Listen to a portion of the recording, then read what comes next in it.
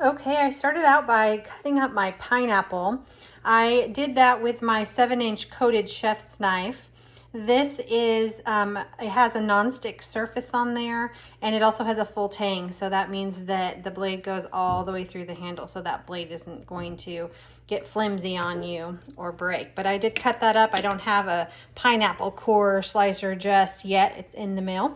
So I used my knife, which worked great. I'm gonna go ahead and wait a few minutes for my double grill pan to heat up. I've got my grill presses on there. They heat up at the same time as the pan so that it's all hot. Okay, I'm pretty sure my grill press is hot, so I'm going to go ahead and take this off, and I'm going to throw my pineapple on to the grill. I'm going to lay down those pieces.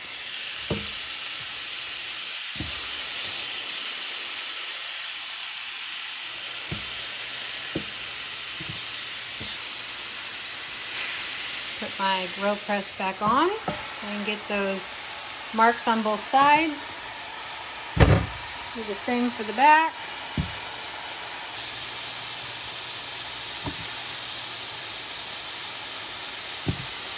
And then we're going to put that grill press back on.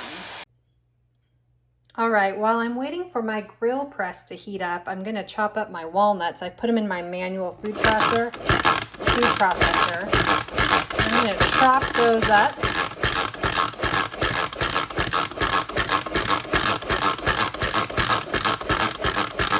I put about a 1/4 cup of walnuts in there. Those are going to adorn the top of my grilled pineapple when it's all finished. Those blades are super sharp. This gets up to about 35 miles an hour when you really get going. And it makes great chopped nuts. Usually I use pecans for this, but I didn't have any, so we're gonna go with walnuts. See what happens. All right, I'm gonna take off my press and I'm gonna flip over my pineapple. Oh yeah. Amazing grill marks. Super excited. Smells wonderful. Looks wonderful. And this is without the whipped cream and the nuts yet. So super excited about how this is turning out. Make sure you use tongs for this part. You don't want to burn your fingers.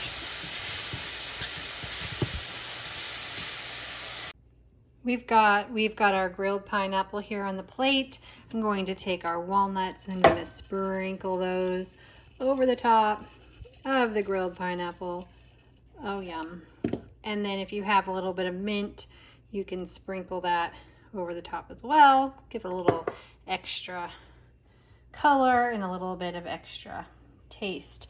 So here we're going to make our whipped cream. So this is our whipped cream maker. This is pretty new. This comes off the bottom. It can act as a base so that it doesn't slide around on your counter, but it can also act as a lid to keep whipped cream that you don't use, and then you put that in the fridge with the lid on it. So I'm going to use it as my base right now so this doesn't move around. And I've measured out a cup of heavy whipping cream into our easy read measuring cup. This one's on back order right now, but you can get the mini that just came back. We hadn't had it for quite some time. It's one of my favorite little easy read measuring cups. In fact, I ordered another one just in case something happens to this one. So we're going to put our cup of heavy whipping cream into our whipped cream maker. I always say to put in the heavy whipping cream first because I don't want the honey and the powdered sugar to get stuck on the bottom. And then I have a tablespoon of powdered sugar. Do more or less to taste. And then a tablespoon of honey, which I usually put a little bit more than a tablespoon just because I really like that honey flavor. And then I'm going to take my top that looks like this. I'm going to put that down on there, screw that on, and then you're going to do about 40 seconds of moving this up and down to get your whipped cream. So I can't do this while I am holding the phone, so I will be right back. Okay, so I'm back and I'm ready to put our whipped cream that we just made into our bowl.